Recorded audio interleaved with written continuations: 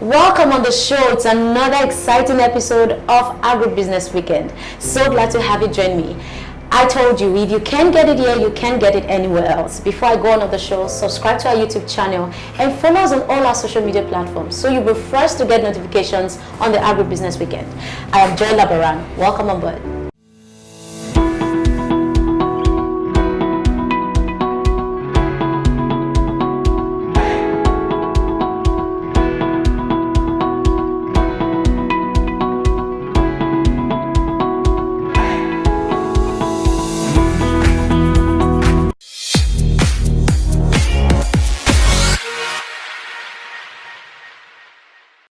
Welcome back.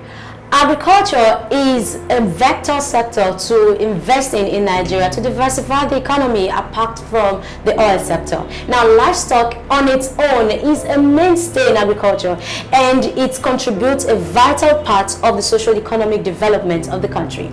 Today, let's look at Nigeria livestock sector and we'll be looking at the contribution of Livestock 247. On set with me is the Erujeje of livestock. Guess who? Ibrahim Maigari. You're welcome on the show. Thank you very much. Now tell me, what about this name, Erujeje of livestock? Who gave it to you? Well, I don't know. I got it from the students of Bafemi Awolowo University. Wow. I was there last year. They invited us for an Agri Week, the Agri Science Students Week, and they decided to give me, and I claim it. And amazing. I'm proudly flaunting the Erujeje of livestock. Yeah, that's what they say. I don't know what the Erujeje actually means. What's the meaning of Erujeje? I guess we'll ask the audience. Thank you. Alright, now it's clear that agriculture is the mainstay of any economy, most especially in Nigeria. Far before the oil sector came on board, agriculture has been the one sustaining the economy of Nigeria. Yeah. Now, what has been livestock like in Nigeria? The livestock industry, has it been like so far? Well, thank you, Joy, for giving us this opportunity, and thank you for your organization for highlighting on the livestock sector.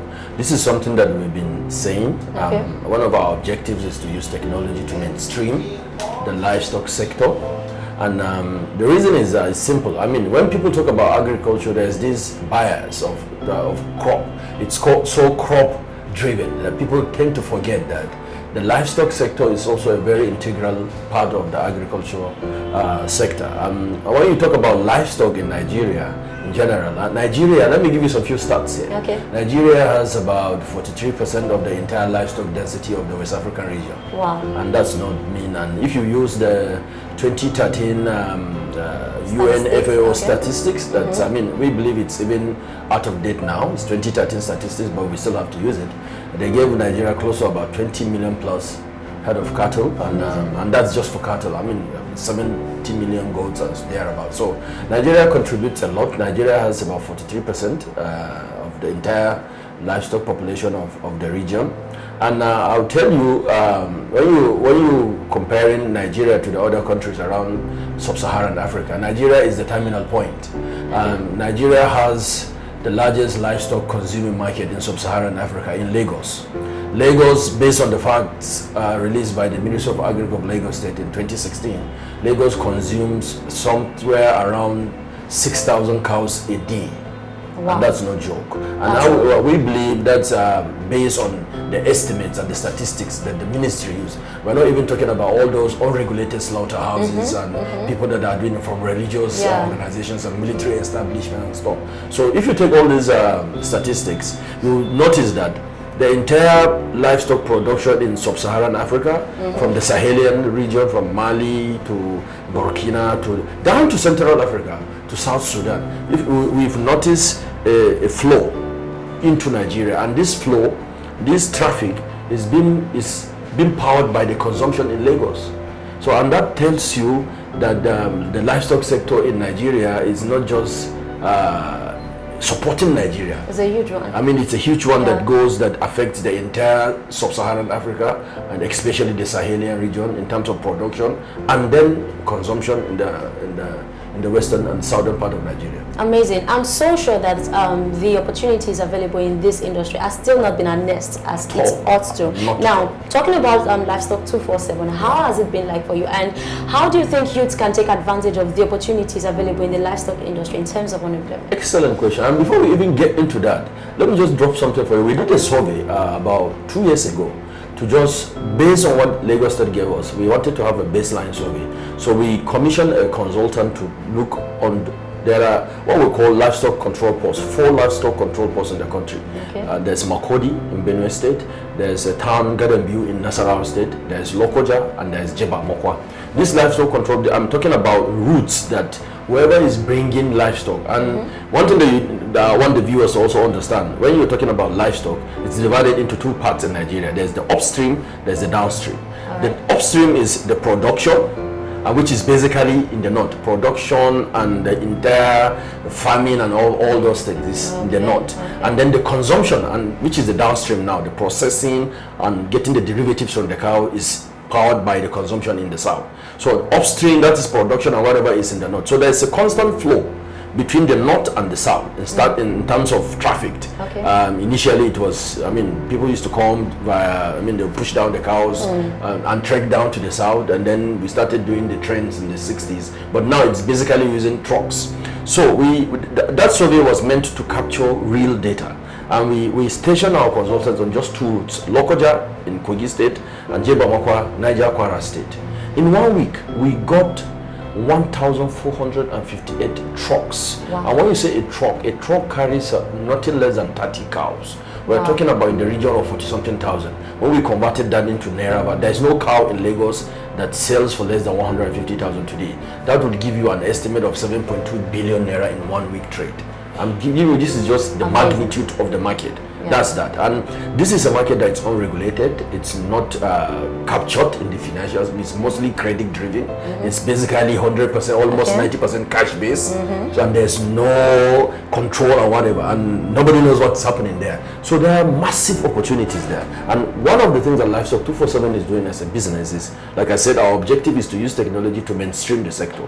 How do we use technology to mainstream the sector? We're trying to appeal to the younger generation, to do away with the myth, to do away with the hate, to do away with the rumors and all these controversies. If we can all eat meat and drink milk, then everybody can make money. We have to all produce meat and produce milk, because it's the business, and that is what Livestock 247 is trying to do. We're trying to highlight the potentials of the sector. We're trying to demystify the sector. We're trying to break down the tribal hatred. That's arrogance on one part, there's so much hatred on one part, to the extent that it's coming against the development of the sector. Because when the government now talks about livestock, what people, some part of the country look at is Hausa, Fulani, not. And forgetting the fact that this is business. I'm telling you, 6,000 cows a day. Who is bringing this? Who are responsible for bringing this? If I tell you that, if I'm a northerner, if a northerner can invest in the oil sector in the south and oil wells, what stops a south southerner investing in the livestock sector? Because this is what will make our economy cool. And why we are using technology, like I always keep on saying, technology makes all these things cool to the younger generation. Now we have young men and women working, young men and women getting interested. We have a digital marketing team that's releasing collaterals on weekly basis, on daily basis, to demystify this sector, to make it appealing, to make it, cow does not understand Yoruba, Igbo, or Hausa, or English. Exactly. He has no basis. It's strictly business, right? What the cow needs is tender love and care, water, feeds, and medical and vaccination, and that's all. It's a big business. So the cow doesn't really care where you're coming from. So an Igbo man, a Yoruba man, and a Tekiri man, and a Oromo man, a TV man can invest in the cow business and might make money out of it. And technology and the next generation and the youths, people of your generation, need to know this so that they can take this thing and run away with it. Now, talking about the livestock industry, I believe that there are so many challenges associated with the livestock industry, most especially coming from policies and government policies and all of you. Now, how can these challenges be managed? Well, when you say challenges, there are lots. Well, I mentioned one in my intro. One of the biggest problems that's facing the livestock sector, it's lack of a definitive strategy a national policy for the development of the sector. This current government has tried, remember we have tried the Ruga initiative, the colonies, the whatever. Everything that has to do with the livestock sector is tainted in ethnic coloration, unfortunately. So what we've been calling for is we need to de-ethnicize the sector. The biggest challenge is now, if I ask you now, if you're looking for a cow, subconsciously what will come to your mind is, go and get me that mala. That is the default mode. You're right. If anybody that has to do with cows or goats or ram, get me that mala. So it has been ethnicized. We need to de-ethnicize that. What do you mean by de-ethnicizing it? President Obasanjo did something for the poultry industry. When it was growing up, in the 70s, the early 70s, the late 70s, poultry business was mainstay of the Yoruba elites in university campuses. It was, when you go to the university, you will see them with poultry in the backyard. President Obasanjo, with policies of government, mainstream the poultry sector. Now it's a multi-billion-dollar industry in Nigeria. Everybody is doing poultry, north, south, east, and west. He has de-ethnicized the poultry sector. That is what we're calling for. The biggest challenge is the ethnicization of the whole value chain. We need to de-ethnicize it. How do we do that? Government has to step in. How do we expect government to step in? Government needs to come up with bold, strong, and forget about the noise. People will always make noise, but they need to look at it as an economic viable of making Nigeria a harmonious and nation. a strategy for growing economy. Opening the sector up, let people understand that this is big business. What will guarantee that? There's something that we say guaranteeing offtake. I'll tell you a story. In the about 3-4 decades ago, Mahatma Gandhi did something in India. A lot of decades ago. They call it the Indian milk policy. They made it a policy in India that every Indian school child attending school age gets 1 liter of milk a day. Wow. That single policy transformed the entire dairy industry of India because the consumption was there. So what we're even saying that the federal government can take into this, we have the school feeding program. Assuming we can't do 1 liter a day. If we say 1 liter a week for all public school, first of all, it will improve their calcium intake, protein level, and whatever, and it affects their mental equilibrium. And it will now automatically guarantee offtake for the dairy sector. Joe will get a dairy cow at her backyard for that because you will know that it is expected that you produce 10 liters of milk or 4 liters of milk or 20 liters of milk, and you go to a milk parlor close to you to get your money, to get your rebate from the government. That is what government needs to do. Secondly, for the beef sector, there needs to be a guaranteed offtake. We have public institutions, we have prisons, we have universities, we have public. The government needs to now come up with a policy of organizing feedlots around the country. Identify those feedlots. Get experts like Livestock 247 to create modalities for that production so that government will be off-taking, guaranteed. Because the entire in the agriculture in the value chain relies on offtake. I always tell people, no, production is a no-brainer. The most important thing is guaranteeing offtake. If a farmer knows that when he produces his finishes production, there is a guaranteed market and guaranteed price, everybody will go into the livestock sector. We did this as a private organization. Last year we ran a lot of pilots of feedlot operations. We got feedlots expression of interest from virtually all the 6 geopolitical areas in this country, 23 states.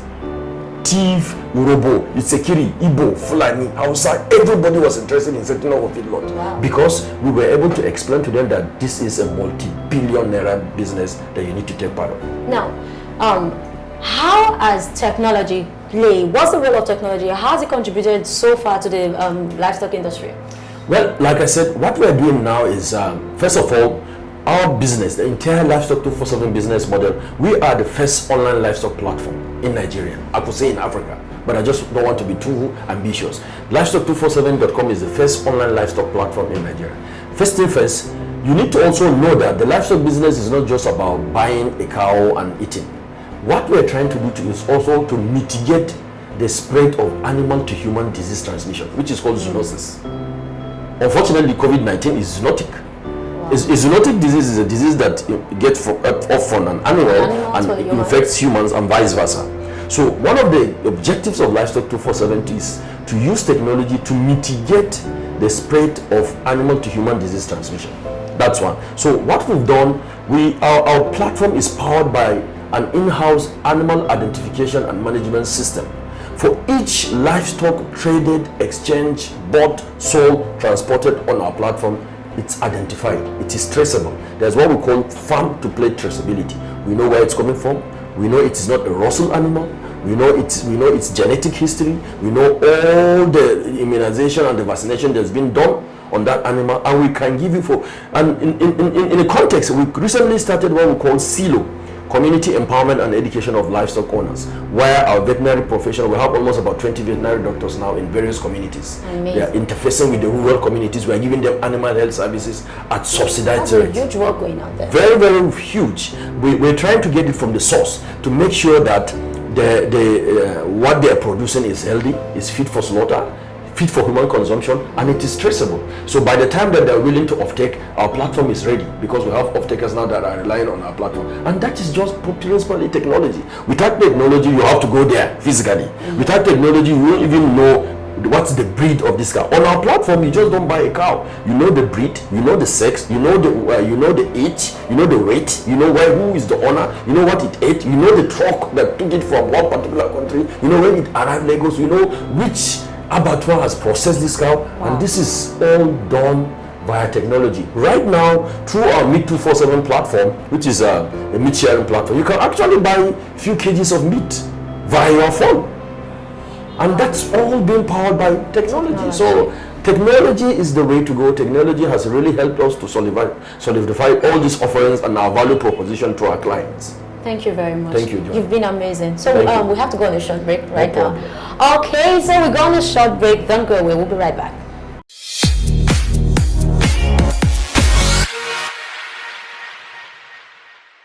Hi everyone, my name is Baron Omiji, the head of Agribusiness of Anchor Insurance Company Limited. Keep watching Agribusiness Weekend Show. Thank you.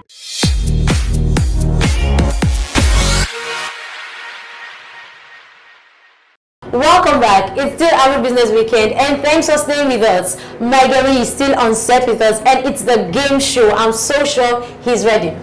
Well, I'm born ready. I like that. Now, this is how it goes. We have 10 questions on our list, and you are supposed to answer 3 questions, but you will pick randomly. I'm giving you the option to pick randomly, so you just pick from 1 to 10. Okay. So let me get your first question.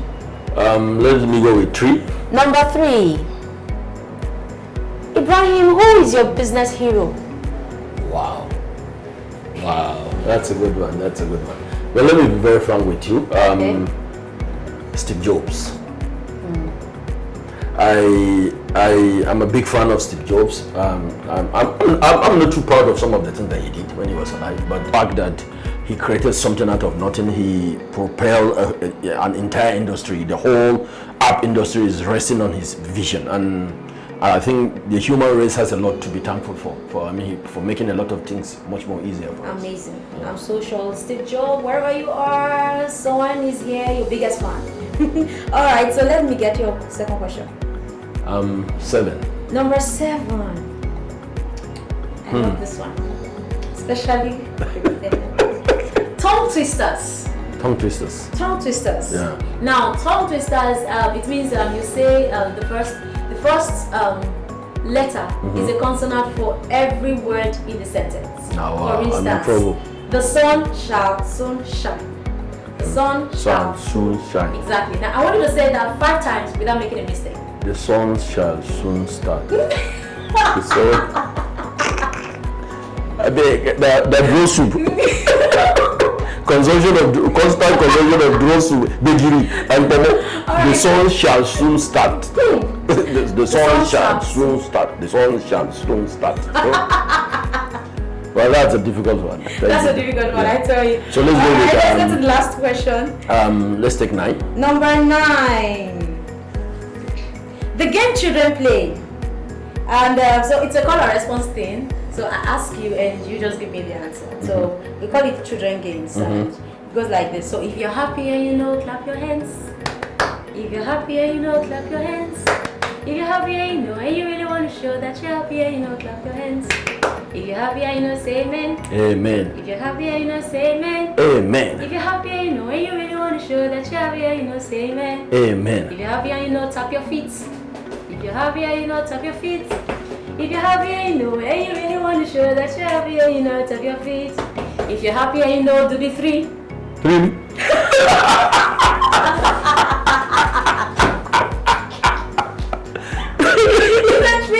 Alright now. Okay, we say do the 3, it means do the 3. Amen. Oh. You got me there. I got you there. Right. Thank you so much for Thank being you on very the much. Agribusiness Weekend Show today. you. I had so much an amazing time with you. Always. Now, on behalf of I and the Agribusiness Weekend team, I want to give you this package. Wow. I want to say thank you. Thank you for being very a much guest. for giving us this opportunity. Thank you very much for coming to our humble office. I'm looking forward to very interesting partnership with your organization, and I must commend what you guys are doing. Please keep it up. This country needs you. The generation of today needs you. Our kids need you because we need to make agriculture cool. And you guys are the vehicles. Thank you very much. I appreciate this. Alright, this is where we draw the curtain for today's episode. Do want to follow us on all our social media platforms and subscribe to our YouTube channel. Till I come your way next time. Listen, cattle are not afraid of whether you are a Christian or not. They are not ashamed of whether you are Igbo or Yoruba. It's a business. It's strictly business. Start exploring. I'm Joy Labara. Bye for now.